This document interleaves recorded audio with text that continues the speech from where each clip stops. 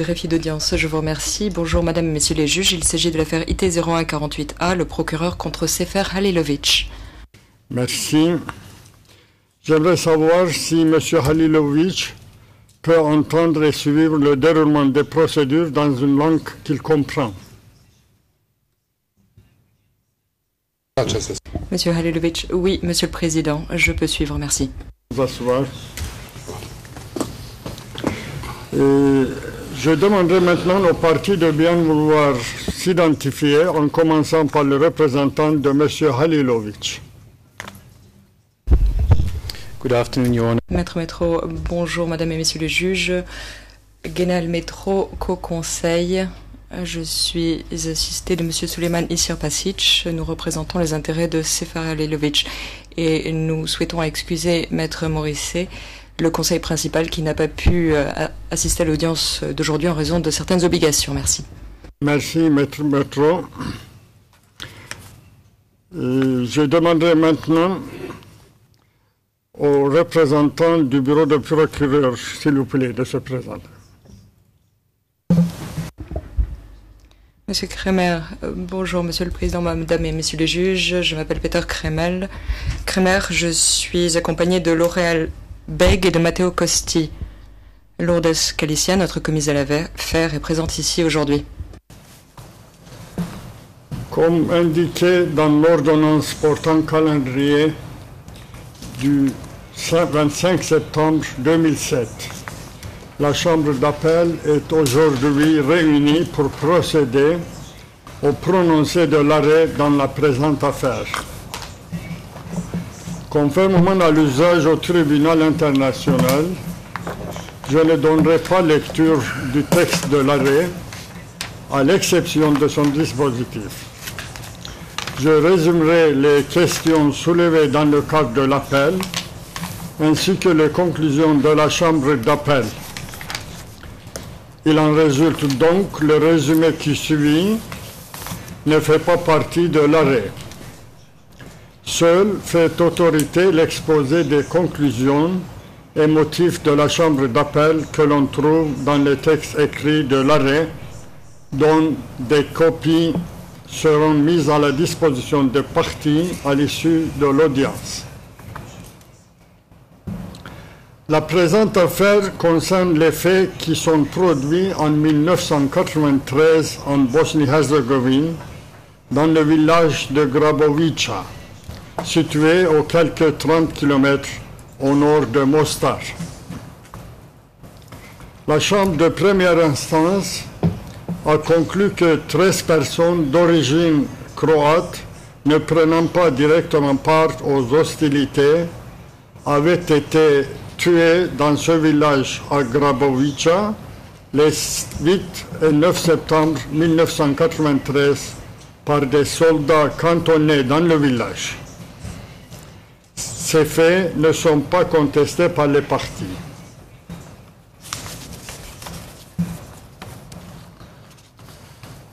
À l'époque des faits, Sefer Halilovic était le chef de l'état-major général de l'armée de la République, Bosnie-Herzégovine.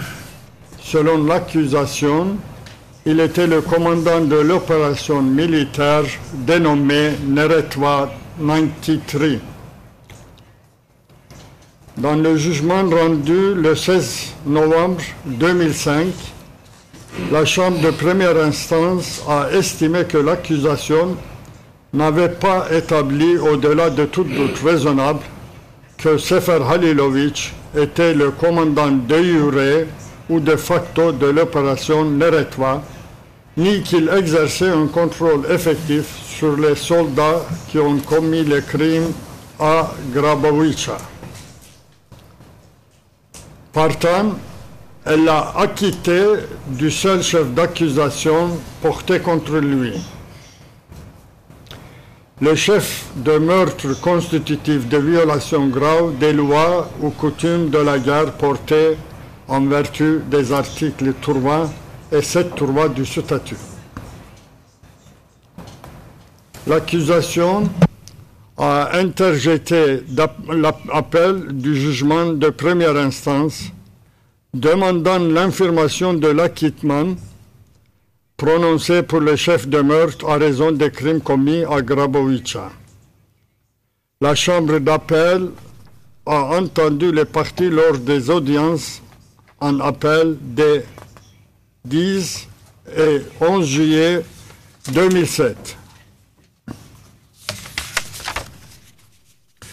Au soutien de sa demande d'information du jugement d'acquittement, l'accusation fait valoir 4 motifs d'appel. Le premier motif d'appel, composé de 6 branches distinctes, s'articule autour de la question de savoir si Sefer Halilovic exerçait un contrôle effectif sur les auteurs des crimes commis à Grabovica. Les deuxième et troisième motifs d'appel portent sur les 2 autres conditions requises pour mettre en œuvre la responsabilité d'un supérieur sur la base de l'article 7.3 du statut. La connaissance du comportement criminel des subordonnés et le manquement à l'obligation de prévenir ou de punir.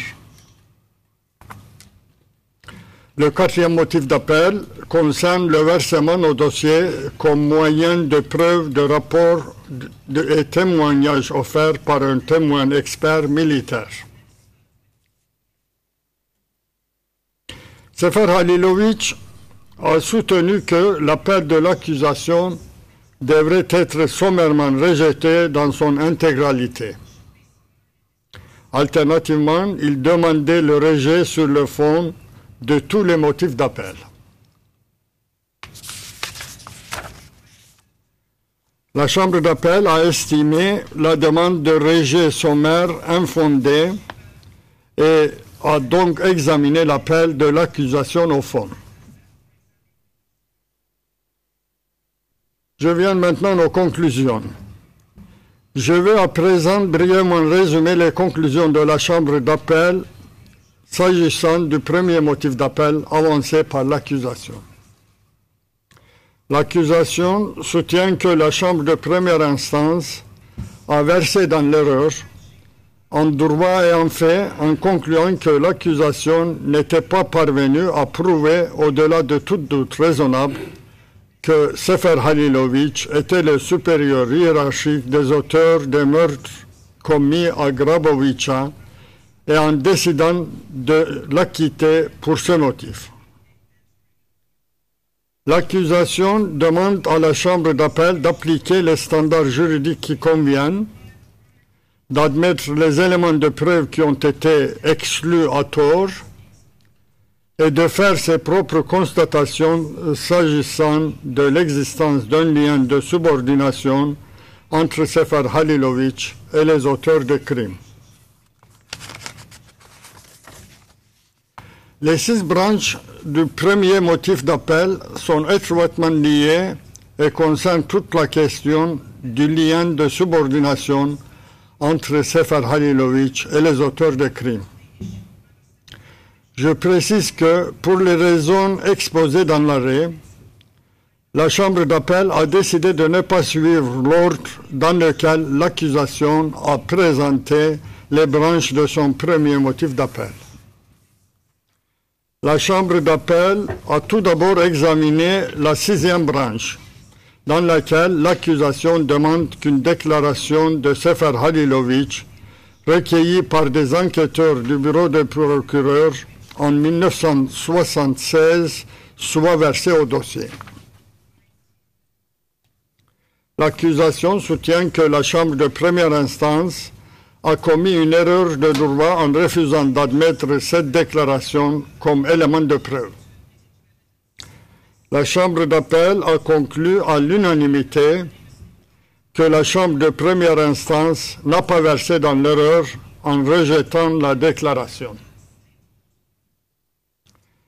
Les juges s'accordent, les juges Meron et Chambour, pour des motifs différents de ceux de la majorité, pour conclure que la Chambre de première instance a bien veillé au respect des garanties procédurales prévues par le règlement aux fins de protéger le droit et à un procès équitable de l'accusé.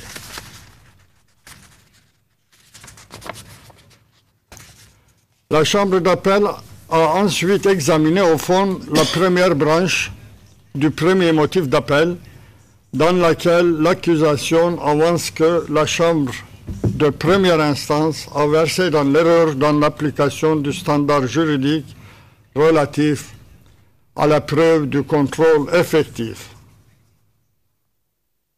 L'accusation soutient que la Chambre de première instance a commis une erreur de droit en considérant le commandement comme une condition requise pour mettre en œuvre la responsabilité d'un supérieur hiérarchique sur la base de l'article 7-3 du statut.